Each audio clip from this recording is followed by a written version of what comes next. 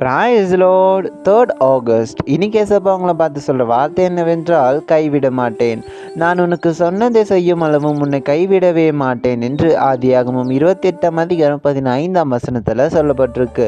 நிச்சயமாகவே தேவன் உங்கள் வாழ்க்கையில் சொன்ன எல்லா வாக்குத்தத்தங்களும் நிறைவேற்றுவார். அவர் சொன்னதை செய்யும் அளவும் உன்னை கைவிடவே மாட்டார். நீங்கள் விசுவாசிங்க இந்த வார்த்தையை, அவர் நிச்சயமாகவே உங்களை நடத்தி சொல்லுவார். உங்களை கைவிடவா அவர் உங்களுக்கு வாக்குத்தத்தம் பண்ணியிருக்கிறார்? நிச்சயமாகவே இல்லை. ஸோ விசுவாசிங்க, தேவனுடைய மகிமையை காண்பீங்க.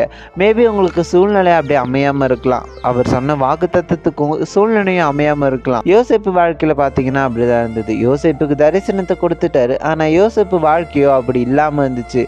அவங்களுடைய சகோதரர்கால புறக்கணிக்கப்பட்டான், சிறைச்சாலையில் இருந்தான். ஆனாலும் தேவன் சொன்ன வார்த்தையின் பிரகாரமே அவனை உயர்த்தினார்.